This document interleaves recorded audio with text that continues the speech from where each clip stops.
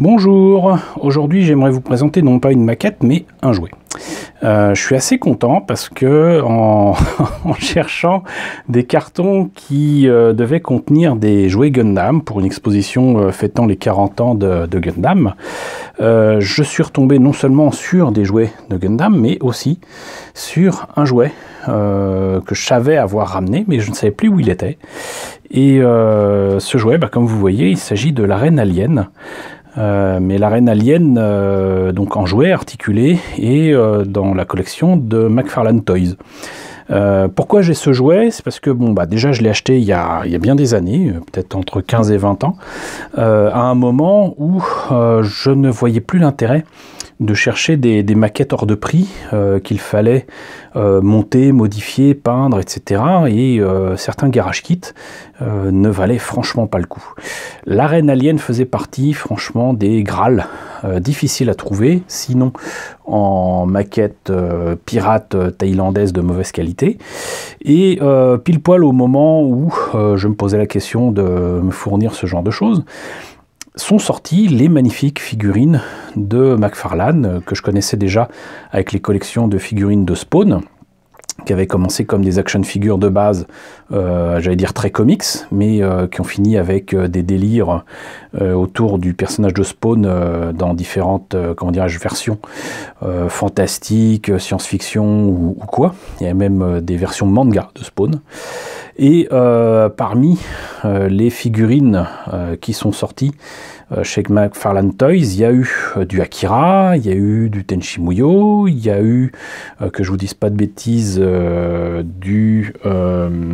non seulement du Alien, mais qu'est-ce qu'il y avait eu d'autres comme figurines, enfin en tout cas il y a eu beaucoup de licences comme ça que je n'attendais pas. Et pour les figurines d'Alien, comme je vous ai présenté déjà quelques maquettes, et c'est pas fini, j'en ai d'autres à présenter quand je tomberai dessus, mais parmi les maquettes que j'ai d'Alien, j'ai plein de maquettes d'Alien, mais je n'avais pas la reine Alien. Et il se trouve que, selon moi, la maquette et ce jouet de McFarlane Toys sont sensiblement identiques en termes de taille. Par contre, forcément, j'y gagnais un objet déjà fait, articulé, d'une qualité incroyable, et en plus de ça, livré avec un morceau de diorama, avec une victime et même un chest buster. Je ne peux malheureusement pas manipuler, alors vous voyez déjà à ma main que c'est pas un petit joujou, mais je ne peux pas manipuler comme je le veux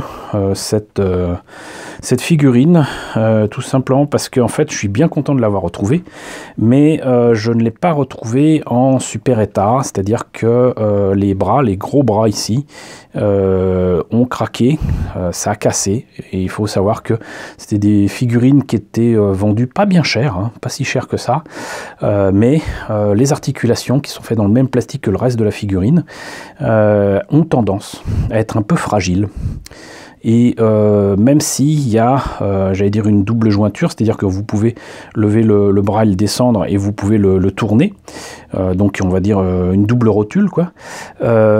Si ça a bien tenu, et encore ces bras-là, j'ai dû les remettre, donc ils s'étaient tout simplement enlevés, puisque la reine alien a de doubles bras, les gros bras, ils tenaient plus, la jointure a cassé, et j'ai été obligé de mettre, pour vous faire cette présentation, de la colle chaude, pour que ça tienne au moins le temps que je filme. Et ce qui me rassure, c'est que contrairement à de la super glue ou quoi, après j'aurais juste à taper un petit coup. Je m'y suis pris 3 fois avant que ça tienne correctement, mais j'ai pas intérêt à trop manipuler l'objet parce que sinon les bras vont lui tomber, voilà, littéralement. Et mais c'est une bonne chose puisqu'en fait ce n'est que provisoire, et j'ai bien l'intention de réparer la jointure, la rotule qui est là-dedans, avec certainement du tigeage, mettre tout simplement une tige en métal pour reproduire la direction des bras, et faire en sorte que ça tienne d'une manière ou d'une autre, ou changer tout simplement la pièce, on verra. Mais donc du coup, cette colle de toute façon ne tiendra pas bien longtemps. Donc quelque part ça m'arrange. Quoi qu'il en soit, donc essayer de vous faire le tour du propriétaire va être difficile aussi, parce qu'avec le temps, le diorama, tout comme la reine alien, ça a bougé. Et c'est dommage parce qu'en fait c'est en deux parties. Et ces deux parties-là, si j'enlève ce truc-là, bah, la reine alien, elle va tomber. Et il faut que je la tienne comme ça. Voilà. Mais vous voyez que donc elle a cette particularité d'être en deux qualités de plastique. Enfin, plus exactement, plastique et caoutchouc. C'est absolument fantastique parce que du coup, ça lui donne, au niveau du cou, un aspect justement un petit peu de chair, un petit peu organique, qui est accentué en plus avec ici. Je ne sais pas si on peut le voir, mais voyons, je vais essayer de zoomer. Non, ça sert à rien, mais le fait est que là, la tête ici est faite en plastique transparent. Et même si la bouche ne peut pas s'ouvrir et ne peut pas présenter donc sa deuxième mâchoire avec des petites dents là, les dents sont du coup quand même transparentes. Voilà, c'est comme du verre. Et en plus, il y a un petit jus dessus qui donne un aspect un peu huileux, un peu visqueux. Et comme vous voyez, la tête ici, cette partie de la tête est articulée. Et elle est articulée et elle a quand même les tendons ici qui sont autour de la mâchoire inférieure qui, du coup, par contre, là, n'est pas articulée. Mais ça rend super bien. Et c'est juste dommage que il n'ait pas été prévu de faire quelque chose qui permette de mettre la tête dans la coiffe de la reine. Et ça, c'est un petit peu dommage. Tout comme, je ne sais pas si c'est dans le design original, mais il y a une espèce de trou ici, dans la main, qu'il y a de l'autre côté aussi, qui rend inexplicable la façon dont sont articulés les mains, les doigts. Mais bon, voilà. Et pour autant, c'est super bien fait aussi dans les jouets de McFarlane, c'est que vous avez une articulation quand même au niveau de la main. Ici, donc vous aviez une articulation là. Par contre, c'est pas articulé ici, c'est-à-dire que le bras est continuellement figé dans cette pose. Et pareil pour l'autre qui est un petit peu plus tendu, mais par contre avec une main qui est figée dans cette pose là. Donc on peut lui donner une petite pose comme ça à l'italienne là, voilà. Mais donc c'est quand même assez sympathique ce cou et cette tête. Et vous avez aussi donc tous les détails sur le dos et une queue en caoutchouc articulé qui rappelle un petit peu ce que donneront les jouets du Seigneur des Anneaux. Il y avait des trucs comme ça, notamment pour le troll des cavernes là. Vous aviez des trucs assez formidables. C'est juste dommage que ça tenait pas le coup et surtout que à peine arrivé dans les magasins, la mâchoire et la tête du troll étaient déjà abîmées. Mais il y avait des trucs assez sympas comme ça où donc la queue est entièrement articulée et vous pouvez la mettre dans la pose que vous voulez avec un fil à l'intérieur, un fil de fer j'imagine. Et sinon, les pieds, les jambes sont figés sur... Enfin, on doit les mettre sur le socle. Et la seule chose que vous puissiez faire, c'est monter ou descendre la reine alien. Mais même comme ça, vous voyez, ça lui donne des mouvements que je trouve assez sympathiques et puis qui peuvent rappeler la marionnette originale du film de James Cameron. Alors ça, c'est pour la reine alien. Et donc vous voyez, si je ne le tenais pas, bah, ça ne tiendrait pas. Donc je suis obligé de tricher un petit peu avec ce support que j'ai d'habitude pour des livres. Mais donc voilà, c'est une figurine que je trouve absolument magnifique. Et je pense qu'on a fait un petit peu le tour. Et du coup, je vais séparer les deux parties parce que j'ai pas compris. Il y a une espèce d'articulation là pour le diorama.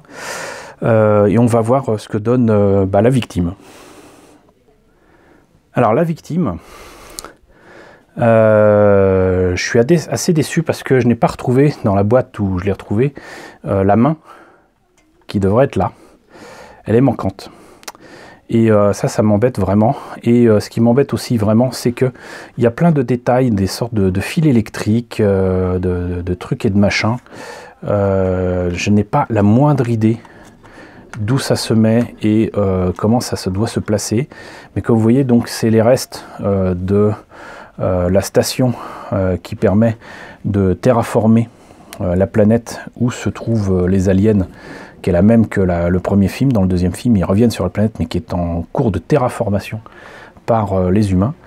Et la colonie qui est déjà implantée, qui est en train de terraformer la planète, trouve en fait, parce qu'ils ont la société qui les emploie, a obtenu les coordonnées de l'endroit où se trouve l'épave extraterrestre, et donc la compagnie fait envoyer des gens pour voir ce qu'il en est, pour éventuellement récupérer des choses, quoi. Et il se trouve que forcément la colonie est envahie assez rapidement de xénomorphes, et c'est là qu'intervient Ripley et des marines. Enfin, je ne vais pas vous résumer le film, mais le fait est que du coup on a un endroit infesté d'aliens avec leur bave et tout ça qui sert à restructurer les lieux, à en faire un nid. Et cette bave est absolument magnifiquement représentée. Ah bah voilà, c'est cool, vous voyez.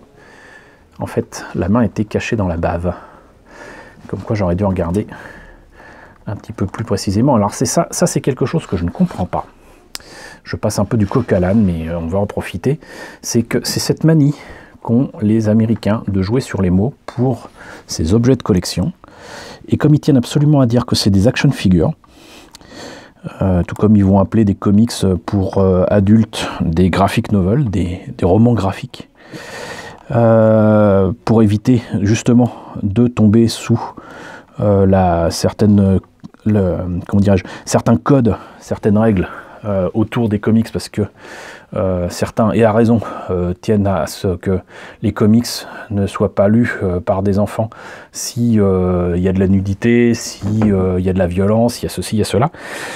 Donc ils changent les termes, et puis voilà. On va pas dire comics, on va dire graphic novel pour des trucs qui ne doivent pas être soumis aux Comics Authority. Et pour les action figures, par contre, ils ont beau ne pas appeler ça des jouets, donc des action figures, bah là, vous voyez, c'est typique. C'est vous avez cette pièce-là, cette main, que je n'arrive pas d'ailleurs à remettre, qui du coup est articulée, alors que le reste de la figurine est figé. Ce n'est pas une action figure. Pour autant, ils tiennent absolument à appeler ça une action figure, parce qu'il y a un point d'articulation. Et comme vous l'avez vu tout à l'heure avec la reine alien, il y a des points qui sont articulés, d'autres non. Et ça suffit à appeler ça une action figure, mais je suis désolé, ces poses sont quand même relativement limitées. Les pattes ne peuvent pas être placées autrement que ce que vous avez vu pour la pose qu'elle prenait. Donc, appeler ça des action figures, moi je trouve ça un peu lourdingue. Voilà, donc je me rends compte que là, si je veux que ça tienne correctement, il va falloir que par contre là, je mette de la super glue, de la colle chaude pour que ça retienne. Mais vous voyez, donc vous avez des tuyaux qui correspondent donc à la station de terraformage, des tuyaux de partout, des trucs d'aération. On imagine là un poste électrique. Donc là, qu'est-ce que c'est? Est-ce que c'est pour tirer la chasse? Est-ce que là, c'est des fils qui allaient sur le poste électrique? Est-ce que ça allait là? Est-ce que là, ça va ailleurs? Pas la moindre idée, je ne sais pas du tout, ces machins-là, je n'ai pas la moindre idée de la façon dont ça doit être placé. Est-ce que ça a une importance? Je ne pense pas. Est-ce que c'est peut-être d'un autre jouet? Je ne crois pas. Mais ce qu'il faut noter, c'est que donc là, vous avez un morceau de diorama avec donc une partie du nid d'alien, avec une partie de la bave, et mince, la main qui s'en va, une partie de la bave qui est en espèce de caoutchouc transparent, et vous voyez que donc du coup ça, si je veux le mettre correctement ici par exemple, et si je veux le coller, du coup ici il va falloir que je recolle ici un truc, même si c'est mou, ça va être un peu compliqué. Donc du coup je vais peut-être remettre à la main par là, mais ce qui est vraiment ignoble avec cette action figures, et je pense que vous avez deviné ce qu'il en est, puisque vous aurez certainement vu le film, c'est qu'il y a un système derrière avec un piston qui permet de faire, voilà, il y a un chest buster, c'est quand même assez long, assez complexe ici, pour obtenir uniquement ça, voilà. Moi je trouve ça sympa, mais c'est quand même assez sordide, même si on voit ça dans le film. Je trouve que cette idée-là, de faire cette victime qui meurt dans ce diorama, assez sordide. Et il y a d'autres exemples comme ça qui m'ont déplu dans la collection de Todd McFarlane, qui a des idées un peu particulières. Même s'il a reproduit des scènes mythiques de certains comics, comme par exemple Sin City de Frank Miller, ils ont reproduit la mort, enfin l'une des morts, parce qu'il me semble qu'ils s'y mettent à plusieurs fois pour y arriver, d'un des personnages de Sin City qui passe à la chaise électrique. Je trouve ça sordide. Je trouve que montrer ce genre de choses, ça a beau être iconique pour les comics, représenter quelque chose sans le contexte, c'est difficile à saisir, c'est difficile à comprendre. En tout cas, ce n'est pas spécialement beau. Voilà, ça c'est une idée assez particulière des choses. Pour autant, moi je n'avais pas acheté ça pour la victime et le chestbuster, mais bel et bien pour la reine alien. Donc voilà. Ça c'est quelque chose très sincèrement que je n'aurais pas acheté si ça avait été à part, même pour compléter un diorama. Si la reine alien avait été vendue toute seule, je l'aurais pris, mais sans cette brave personne qui meurt bel et bien dans le film de James Cameron.